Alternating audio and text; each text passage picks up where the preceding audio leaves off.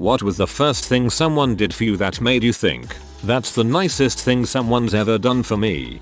As a teenager, I delivered papers. I was walking around early one morning delivering the news during the winter. I was completely stupid that morning and didn't look at the weather report. 30 below wind chill, snow blowing everywhere, and I forgot my gloves. I thought, frick it, I'm young, I'll just muddle through and warm up later at home. A complete stranger walking his dog noticed I wasn't wearing gloves and he gave me his. He said to keep them. It was more than 10 years ago and I still have them. My friend offered money to buy a book for an exam I failed to clear and spent 6 hours teaching me all the stuff to clear it. When I was bullied in middle school, I was the ugly, smelly poor kid. We went on a field trip and stopped at McDonald's. I didn't have enough money to get the meal I wanted. One of the more popular boys gave me some change and I didn't even ask. Prior to this, kids were verbally and physically abusive to me. It was a real life-changing experience. Not a single person, but a group of people. I was recently hospitalized with bacteremia, blood poisoning, staph. I didn't realize how serious it was until I learned I would be out of work for at least a month, maybe more. I work in an office with about 40-50 people. They knew I'd be on short-term disability and sent me a get well card with a very large check. They all pitched in their own dollar sign. In addition, my in-laws took care of my yard work and continued building the gazebo I started before I fell ill. It was humbling. Thanks for the opportunity to share. I was in a really rough place and fighting with my family, and my best friend took me home for Thanksgiving and Christmas. Her family accepted me completely, and at Thanksgiving, when we were going around the circle talking about what we were grateful for, they said me. On Christmas morning, I didn't want to make everyone feel awkward, so when they were opening their presents, I was planning on going on a walk. My friend led me into the living room where everyone else was opening their presents, and there was a stack for me. It was just as big as everyone else's. Everyone had chipped in to make sure that I didn't feel left out. I wanted to thank them more, but I was so in shock I couldn't speak without bawling my eyes out, and I didn't want to dampen the mood. I know this is too late of a submission and no one will probably read it, but this restored my faith in humanity. Love you, Kate. I read your story and liked it.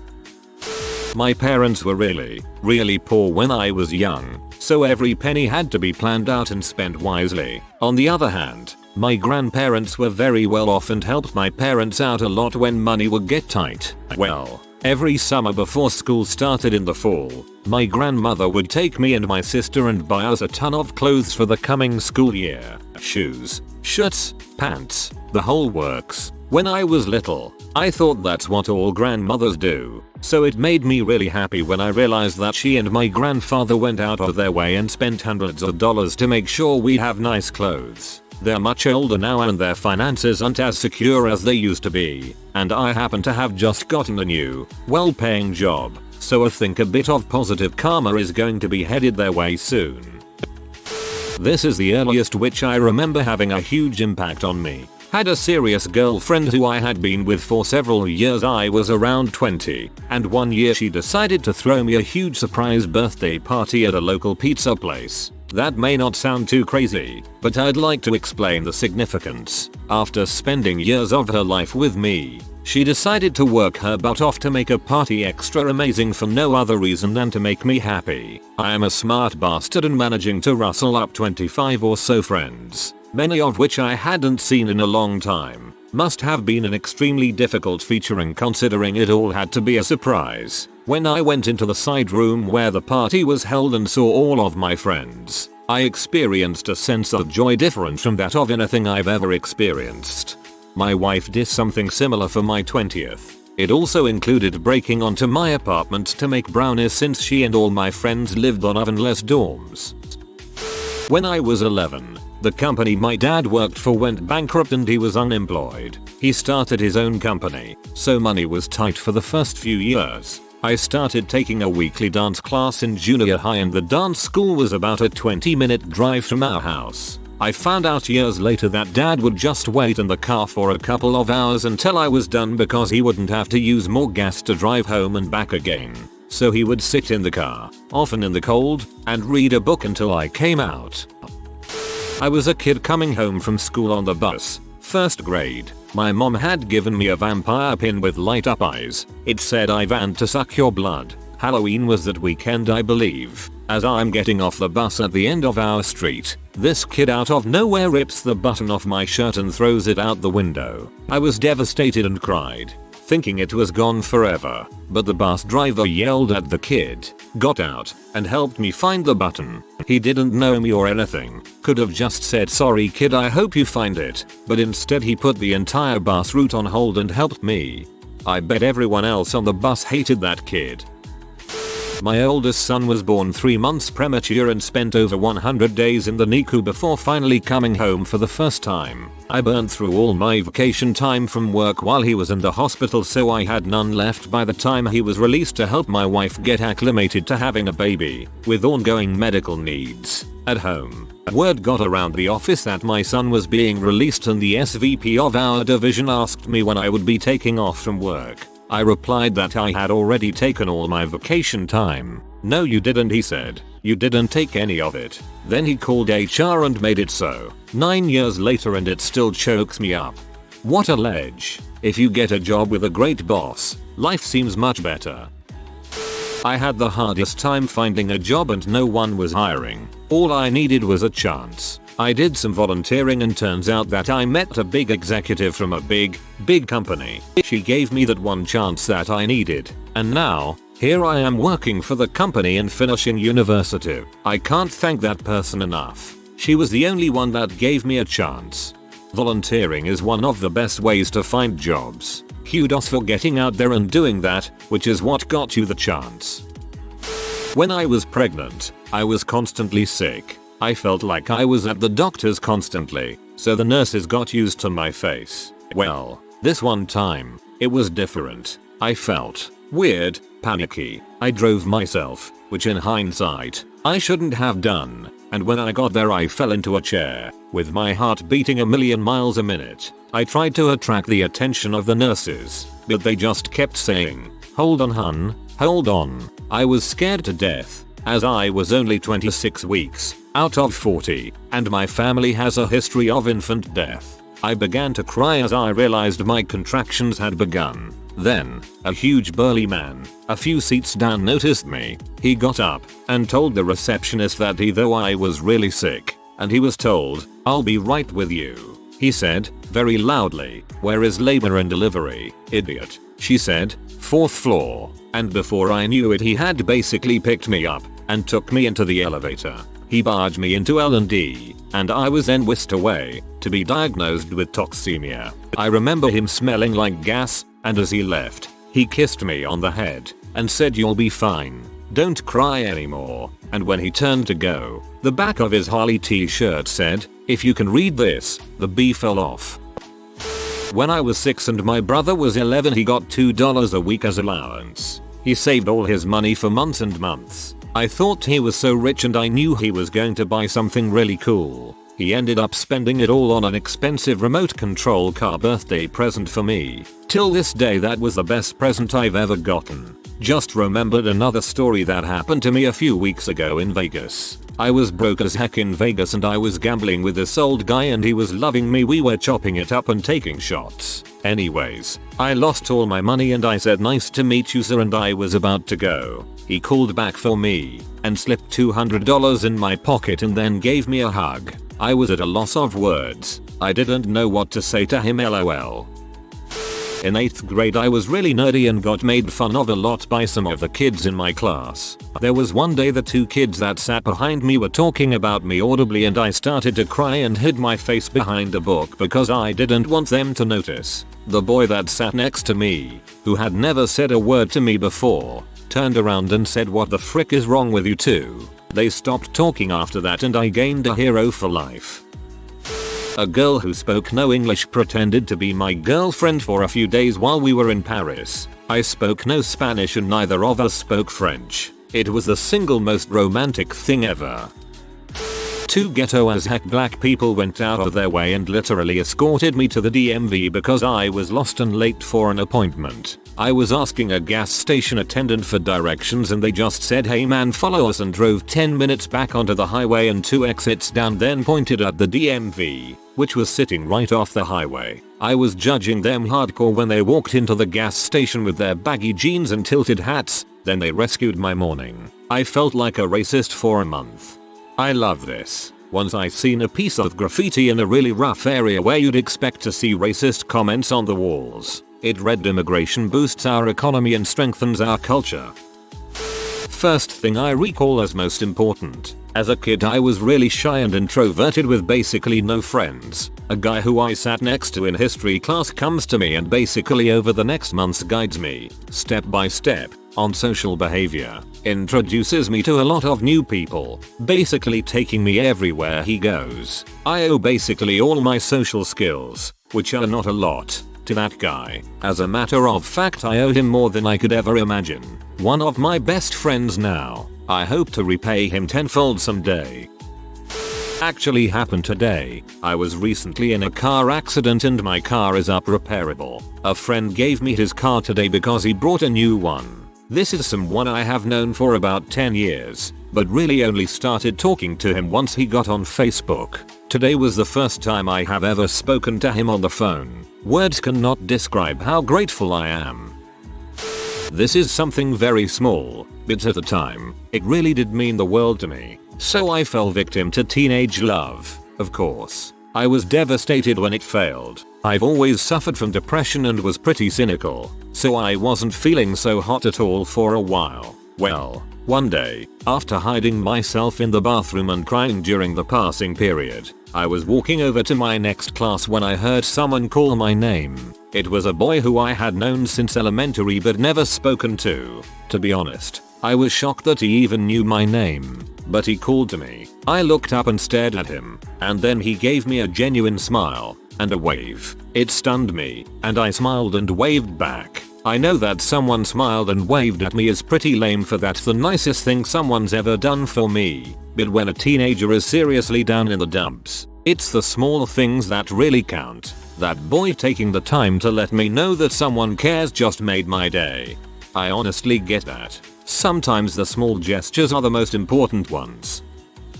This wasn't the first thing to happen, but it was the first thing that came to mind. I was never a really popular guy, but a few of my friends who had been around since childhood had slowly climbed the social ladder, and kind of dragged me along with them. One day I was dropping one of them off at a party and carried a slab in for him. As we got inside, the host, who was just one of those guys who everybody knew, was like, "Hey, you're sticking around, man." Apparently I was welcome there. I stuck around, met so many people and my now girlfriend. I thank that guy almost every time I see him.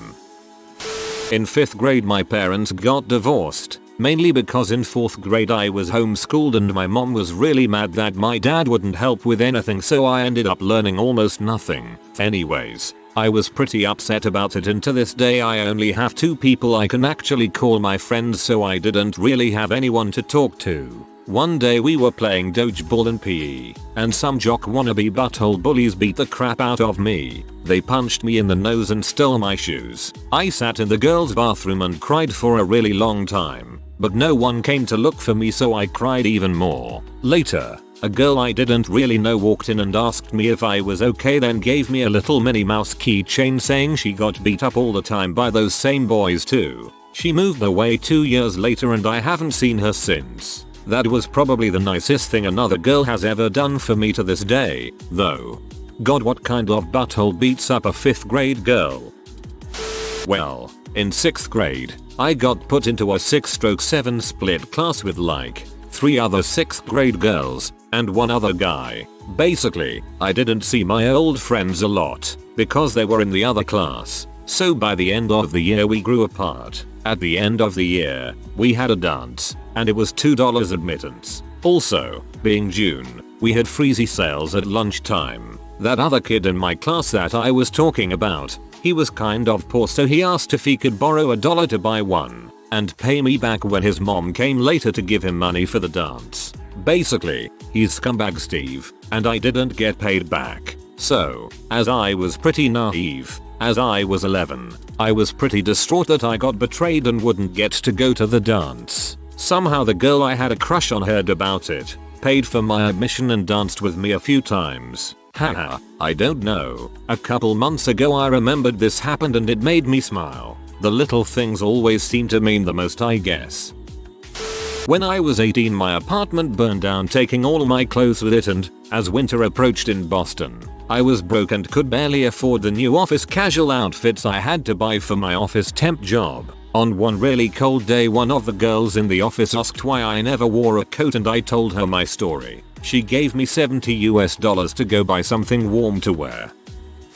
Freshman year of high school I became really good friends with a girl who was always eating gummy bears. I told her how I always felt bad for eating them because they looked too cute. So she came to school the next day with a full bag of gummy bears just for me. Except she cut off all the heads so I could eat them with a clear conscience. No one has done anything so considerate for me before. Two friends and I were involved in a car accident between the tiny towns of Rugby, ND and Towner, ND. There were no injuries, but both cars were totaled and ended up in a ditch. The other car involved was full of people from Towner, so their family came and picked them up. My friends and I, however, are from NY and the closest family any of us had was in Cincinnati. We knew we'd be spending the night there, but to make matters worse, Towner does not have a hotel and Rugby was in the middle of its centennial celebration, and its only hotel was booked. Not only were our nerves wrecked from the car accident, but we had to deal with finding a place to stay for the night. It was stressful, to say the least. So the ambulance from Rugby comes and picks us up to bring us into town, free of charge. As we're driving, one of the EMTs makes a phone call to a little old lady who rents out her basement to hunters. Luckily, the basement was available and we were able to stay there for $30 each. We didn't have any cash, though, so after the ambulance dropped us off, we asked the little old lady if she knew where the nearest ATM was so that we could get the cash to pay her. She gives us directions, a few minutes walk. Rugby is a tiny town.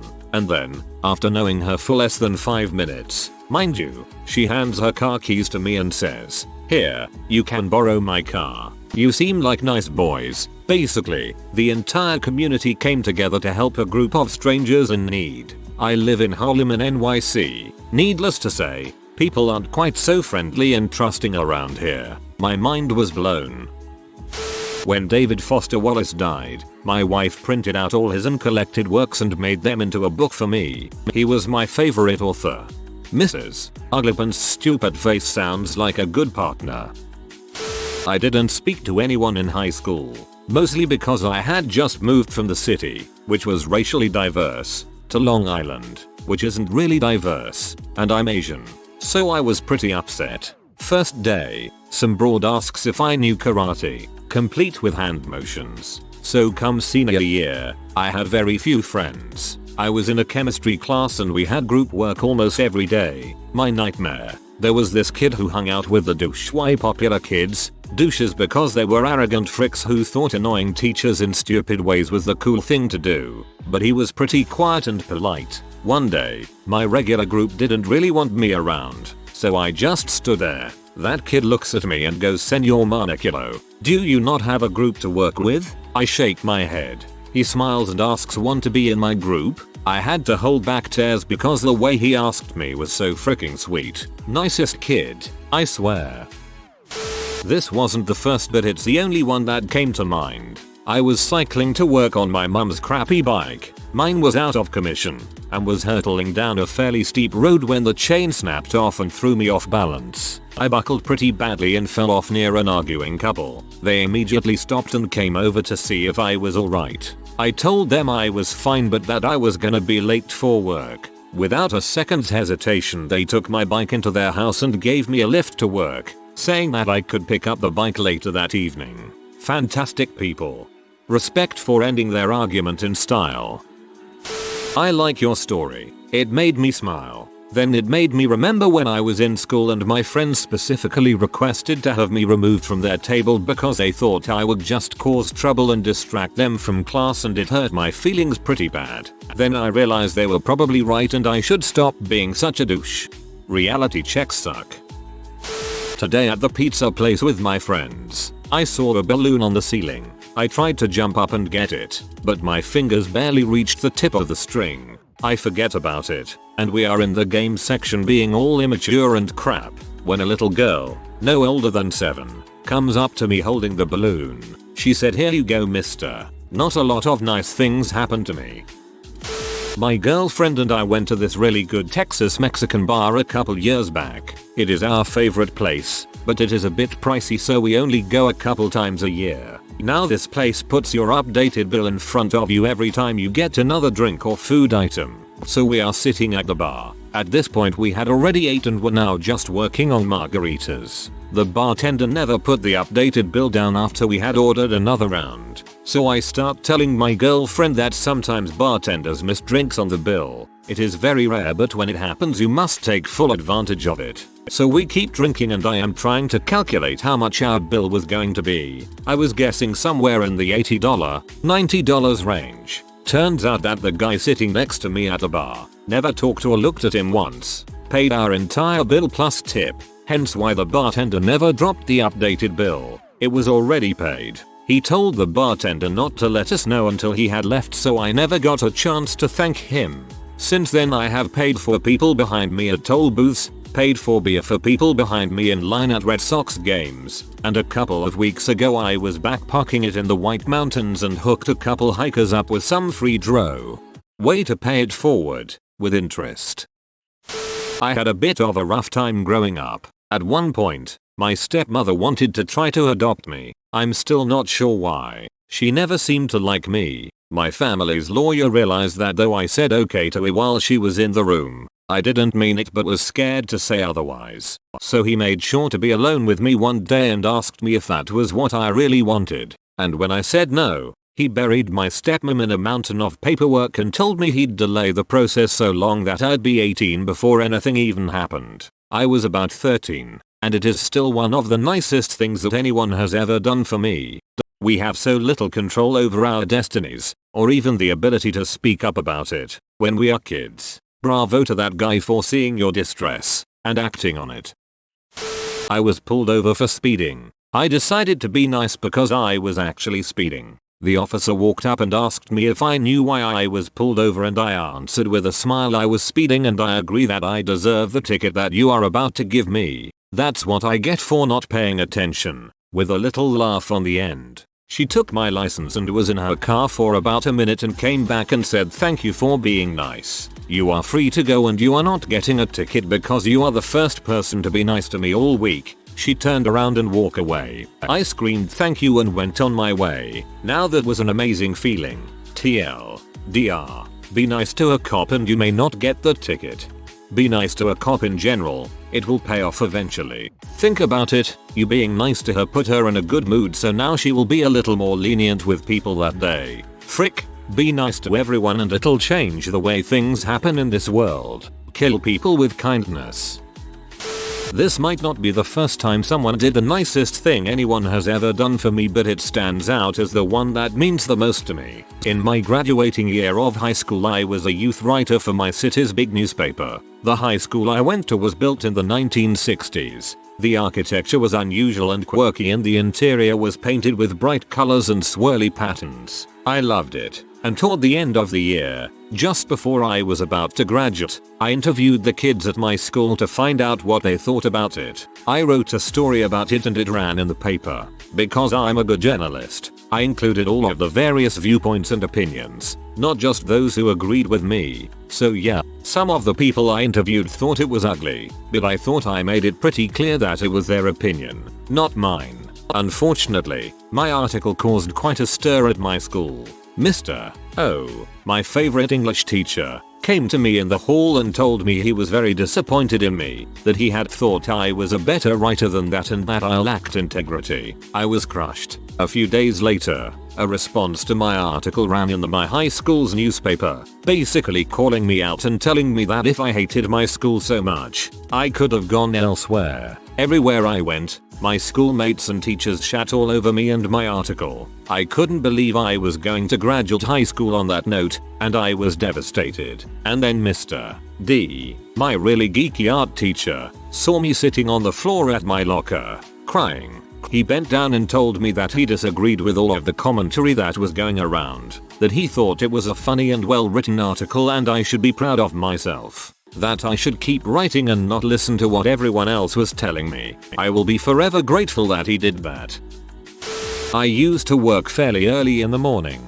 About a half hour after I started, the Starbucks kiosk nearby would begin to start their opening operations. I would usually head over for a tea and chat for a few minutes with whomever was working. As anyone who frequents a Starbucks, I ended up having a crush on one of the girls working there. We'll call her Ashley. Ashley always makes me laugh and is oh so easy to look at. This particular morning, they were a bit behind schedule, and I had an appointment due to arrive shortly. I ended up having to leave without my tea in order to be on time. Ashley and her boss were extremely apologetic and I laughed it off, telling them it wasn't a big deal and that I'd stop by later. Towards the end of my appointment, Ashley walks into my store with my tea, made exactly the way I like it, not that it's complicated. 2 packets of honey, but she remembered. It absolutely made my whole morning, week, really. I've since moved and barely see her anymore, but we keep in touch sporadically, and this story still makes me grin. Very cute. If you are new to the channel, you can subscribe. I publish new videos every day. Until then, check another video.